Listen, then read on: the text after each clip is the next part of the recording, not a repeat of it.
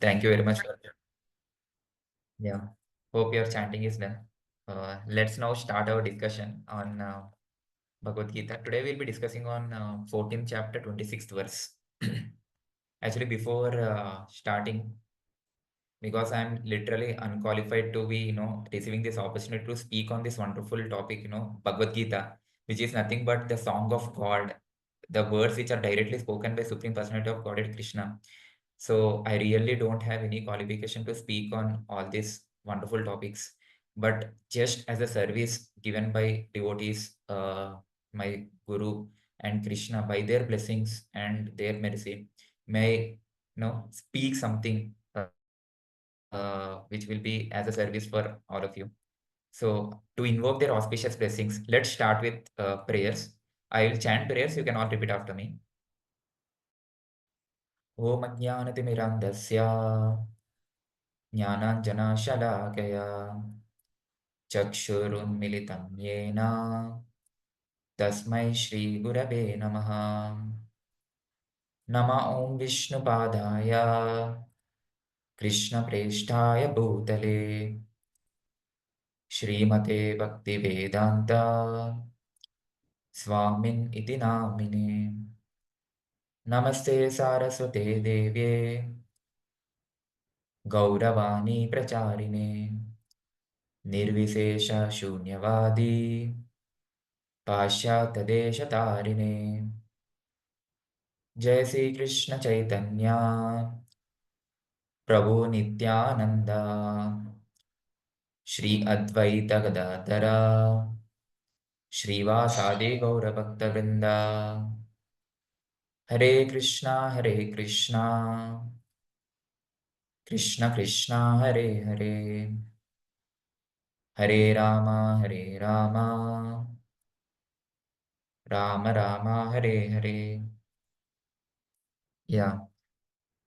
So I'll just share my screen so that we can first initially read the verse. Then we will have discussion on that. Let me know if you're able to see my screen. Yeah. I'll reset this verse. You can all repeat after me. Mam chayo avyavicharena bhakti yogena sevate sagunan samatityaitan brahma bhuyaya kalpate. So this verse, the translation will read, one who engages in full devotional service, unfailing in all circumstances, at once transcends the modes of material nature and thus comes to the level of Brahman. Purport. This verse is reply to Arjuna's third question. What is the means of attaining to the transcendental position? As explained before, the material world is acting under the spell of the modes of nature, material nature. One should not be disturbed by the activities of modes of nature. Instead of putting his consciousness into such activities, he may transfer his consciousness to Krishna activities. Krishna activities are known as Bhakti Yoga, always acting for Krishna. This includes not only Krishna, but his different plenary expansions such as Rama and Narayana. He has innumerable expansions. One who is engaged in the service of any forms of Krishna or his plenary expansions is considered to be transcendentally situated. One should also note that all forms of Krishna are fully transcendental, blissful and full of knowledge and eternal. Such personalities of Godhead are omnipotent and omniscient, and they possess all transcendental qualities. So, if one engages himself in the service of Krishna or his plenary expansions with unfailing determination, very important, with unfailing determination, although these modes of material nature are very difficult to overcome, one can overcome them easily. This has already been explained in 7th chapter. One who surrenders unto Krishna at once surmounts the influence of modes of material nature. To be in Krishna consciousness or in devotional service means to acquire equality with Krishna. The Lord says that his nature is eternal, blissful, and full of knowledge, and the living entities are part and parcel of the Supreme, as gold particles are part of gold mine. Thus, the living entity in his spiritual position is as good as gold, as good as Krishna in quality. Very important word, quality. The difference of individuality continues. Otherwise, there would be no question of bhakti yoga. Bhakti yoga means the Lord is there and the devotee is there, and the activity of exchange of love between the Lord and the devotee is there. Therefore, the individuality of two persons in present is present in the Supreme Personality of Godhead and the individual person. Otherwise, there would be no meaning of Bhakti Yoga. If one is not situated in the same transcendental position with the Lord, one cannot serve the Supreme Lord. To be a personal assistant of a king, one must acquire the qualifications. Thus, the qualification is to become Brahman or freed from all metal contamination. It is said in Vedic literature, Brahmaiva san Brahma piyati. One can attain the supreme Brahman by becoming Brahman. This means that one must qualitatively become one with Brahman. By attainment of Brahman, one does not lose his eternal Brahman identity as an individual soul. Rebol. This is such a nice verse, Mam chayo avyavicharena bhakti yogena sevate. Sagunan samati tyaitan brahma bhuyaya kalpate. Actually, if you know, Arjuna, just before these verse, like this is 26th verse, right? If I go to previous, 21st verse, Arjuna is asking a question to Krishna. What is that question? Three questions he's asking. One is, oh my dear Lord, Arjuna is inquiring, by which symptoms is one known who is transcendental to the three modes? So how can I identify one who is beyond the three modes of mental nature? What are the symptoms? Then he asks, what is his behavior? And the third question he asks is, how does he transcend the modes of material nature? So when he asked this question, later Krishna in this verse, the 26th verse, he is answering. Say in 22nd to 25th, he answers the first two questions. Then later, if you want to know answer to that question, you can actually refer to that verse number 22 to 25. I'm not discussing that verse today. I'm directly discussing the third verse today. In this, no, 14.26, I'll stop sharing my screen. So, Arjuna asked a question. How can someone go beyond the modes of material nature? So by now, because you have been attending so many classes, so many discussions, you would have understood actually it's very important to get out of this material world, get out of the clutches of this, clutches of these three modes of material nature. That why, the question why, you would have already understood. Now, Arjuna is asking, how can I go beyond the modes of material nature? That we are going to discuss today. How, the answer to the question, how can I transcend the modes of material nature? And very surprisingly, although if you see this entire section from 13th chapter, this is coming in the process of Jnana Yoga. So, there are different yogas, right? Nishkam, Karma Yoga, Jnana Yoga, Ashtanga Yoga, Bhakti Yoga. So, all these things, different yoga processes are there. Entire Bhagavad Gita is nothing but the discussion of this yoga. That's why it's called as Yoga Shastra. So there are at different sections are discussing different yoga systems. Now, especially this section, which is in the 13, 14 chapter and all, this is coming in the section of Jnana Yoga. In that Jnana Yoga, generally for a Jnana Yogi, the goal of Jnana Yogi is to understand, realize Brahman. Basically, want to realize the Brahman aspect of God. So God has three aspects, right? The Brahman aspect, the Paramatma aspect, the Bhagavan aspect. So anyone who strives, that basically the Jnana Yogi strives, this goal is to understand or realize, not understand, it realize the Brahman aspect of the Supreme Personality of Godhead. So in this section, because even to understand have a Brahman realization, he has to go beyond the three modes. So Arjuna is asking, so how can I transcend these modes of material nature? And Krishna is surprisingly saying, it's not by Jnana Yoga you can go beyond the modes of material nature, but by the process of Bhakti Yoga you can go beyond the modes of material nature.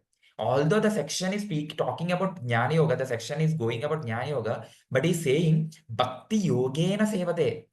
By the performance of Bhakti Yoga, you can transcend the modes of material nature. Wow, interesting.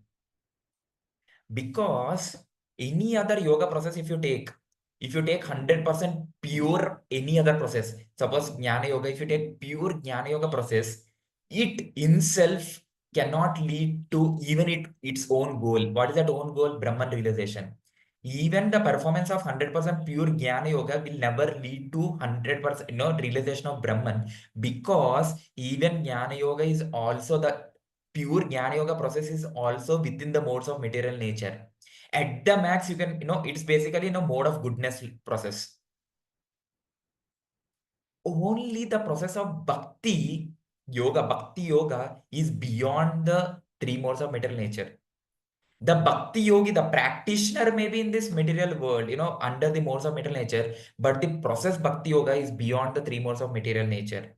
Just imagine it's like a rope. Say, for example, the rope, which is beyond the three modes, from top it's coming, the rope is coming to below. And now the practitioner, although he is within the modes, if he holds the rope and if he tries to climb the rope and go above, one day he will transcend the modes of nature. It's something like that. A rope, which is the process, which is bhakti yoga, which is beyond the modes of material nature, it's help taking that support, we can actually go beyond the modes of material nature.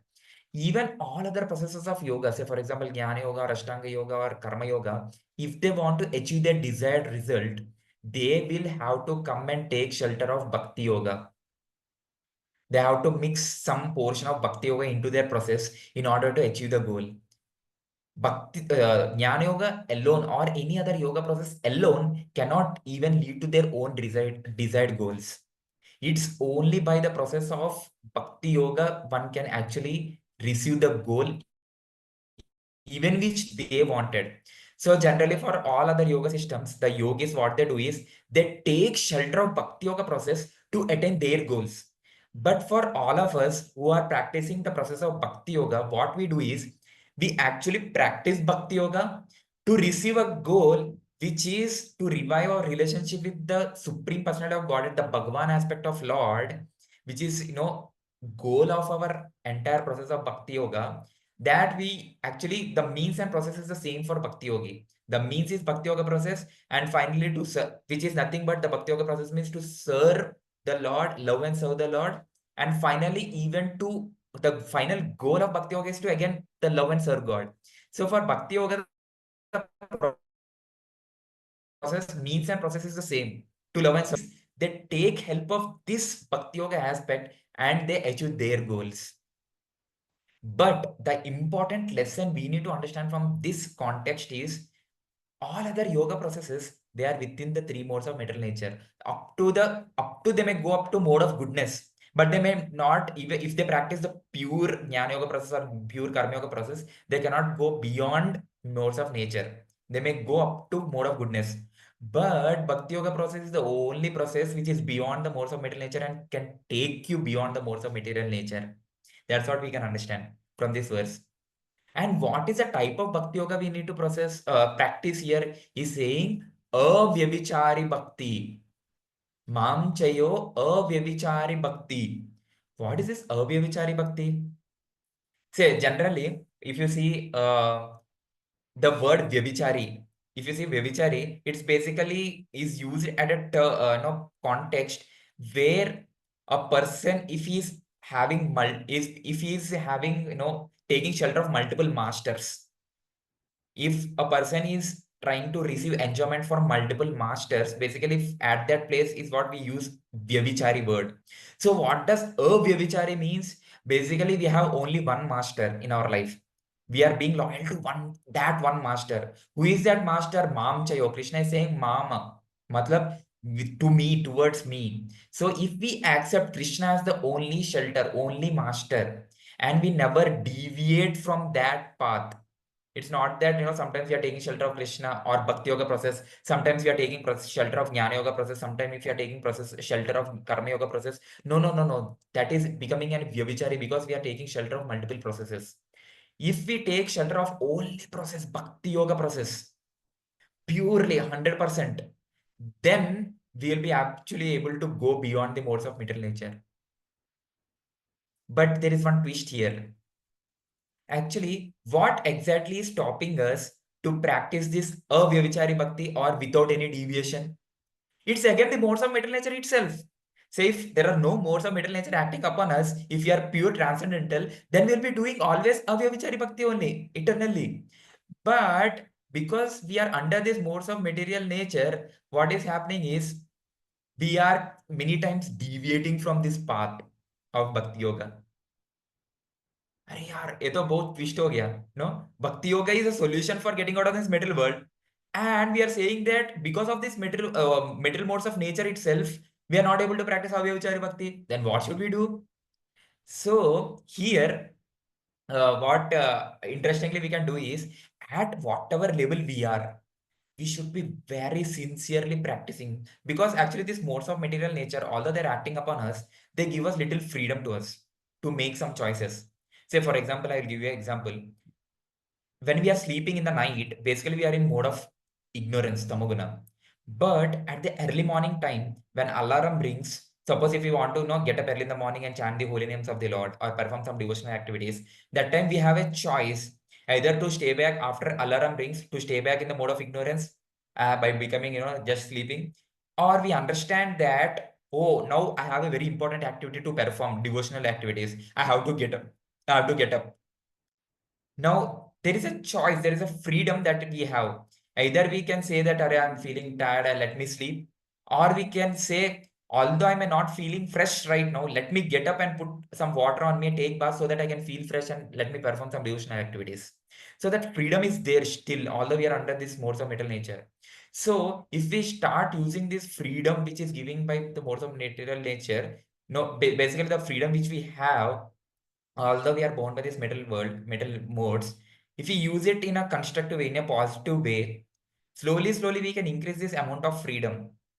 That way, what happens is slowly, we are actually, getting out of these clutches of metal existence or clutches of modes of metal nature. So whatever level we are, from that little above, we try to stretch and use our freedom so to perform those devotional transcendental activities, so that the amount of tightened or amount of modes we are being influenced by, the amount of modes that have influence on us slowly reduce, slowly reduce, and one point of time will become completely pure without any modes acting upon us. That's why this Bhakti Yoga process is a moment to moment choice. At every moment, we have a choice whether to choose an activity which is beyond the modes, that is, to become transcendental, do some transcendental activity, or to do an activities which is within these modes. So the more we make our choice in such a way that we are choosing to choose something transcendental to these modes of material nature, the more we become loosened, what you say, free from this modes of metal nature. And how does this freedom occurs? As we are reading in this purport, Prabhupada is saying that in 7th chapter there's a one verse which says that, it is very difficult, almost impossible for a jivatma to get out of this metal world. There Krishna says, oh jivatma, I know who you are and I know what is material nature. You jivatma, you are my energy. Oh, that material nature is also my energy. And I know what is material energy. I know what is jivatma. I know you. I know my metal energy. And my dear jivatma, be careful. I know you are actually less powerful than my metal nature. I know who she is. I know what is the modes of metal nature. You alone cannot fight with metal nature. If you try to fight alone, you will actually get defeated thoroughly. So what should I do? Simple process. Just take shelter of Krishna. Because metal nature is also energy of Krishna. We are like that tiny Lilliput who are standing in front of big, gigantic metal nature, modes of nature. We may be like a Tinniput, we are not able to actually fight with her. But if we just go and take shelter of Krishna, Krishna is like a huge person, and middle nature is like a tiny in front of Krishna, because middle nature is also energy of Krishna. So when Krishna is standing in front of middle nature says, "Arey baap re, मैं छोड़ दूंगा जीवात्मा को." That is the process we have to do. Just understand that Krishna is the maintainer, Krishna is the protector, Krishna is the controller, supreme protector, supreme, what you say, maintainer. And I just need to take his shelter. That's all, nothing else I need to do. I need to take shelter of Krishna. When we are chanting the holy names of Krishna, Krishna, you are my master. You are the only master. Let me serve you. May my life, which I received this human form of life, be engaged in your service. I let me not have any other desires other than this. With this motive, when we are chanting, when we are taking shelter of Krishna, when we are hearing, we are coming to these type of discussions, when we are having these feelings that, oh Krishna, let me hear about you, because your qualities, your words are beyond the modes of material nature.